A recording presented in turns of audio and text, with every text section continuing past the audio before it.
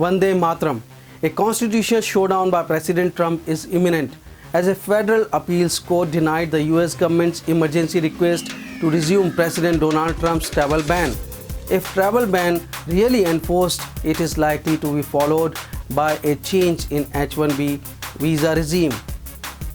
President of the United States of America, Donald Trump's Buy American, Hire American policy has thrown an unprecedented opportunity to India to become superpower. Surprised? How can H-1B visa regime change make India a superpower? Believe you me or not, but a similar immigration screen program in 1949 made People's Republic of China to emerge as a superpower half a century later. Only we need to think and work on India First program like Trump's America First. I will tell you the epoch Sino-US incident in a while, but first understand the ground situation in short. President Trump signed on 27 January an executive order that severely restricts immigration from 7 Muslim countries, suspends all refugee admission for 120 days, and bars all Syrian refugees indefinitely. However, President Trump has yet not signed an executive order to change the existing H-1B visa regime. Only 3 private bills have been introduced in the House of Representatives pending their passage in the US Congress, which has House of Representatives, and the Senate.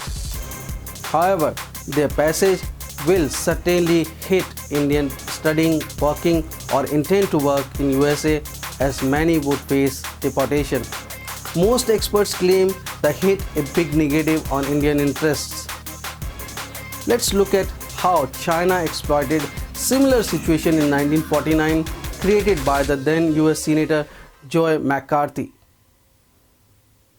China today is a big military, aerospace and nuclear power, and that is because of 2 persons, one Xin Shushen and another McCarthy.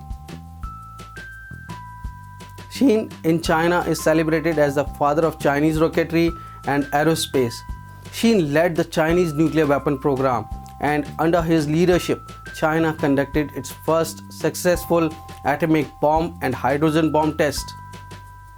His research produced the nation's first ballistic missile, Dongfeng, its first satellite, and the Silkworm anti-ship missile. Before coming back to China, Xin was working for America only.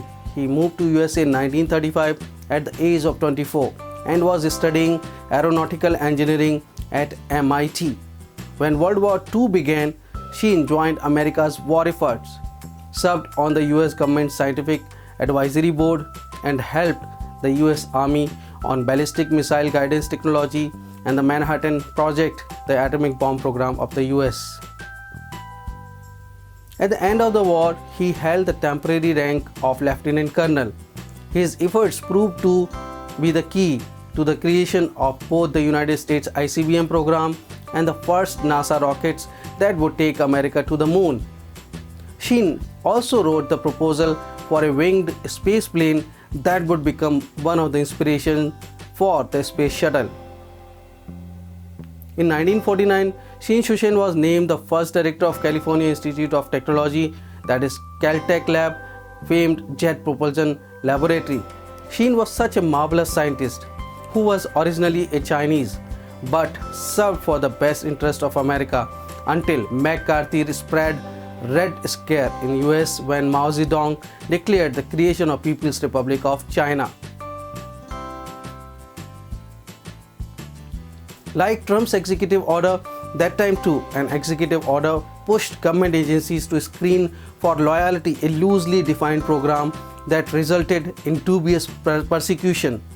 Xin Shushen was detained and put to house arrest for 5 years on mere allegations that in grad school Xin attended a social event that the FBI suspected was a meeting of the Pasadena Communist Party. Xin Shushen had no option but to reluctantly return to China, but he was allowed only after 5 years house arrest when he was swapped for the repatriation of 11 American pilots captured during Korean War. Now it is blessing in disguise for India. You never know.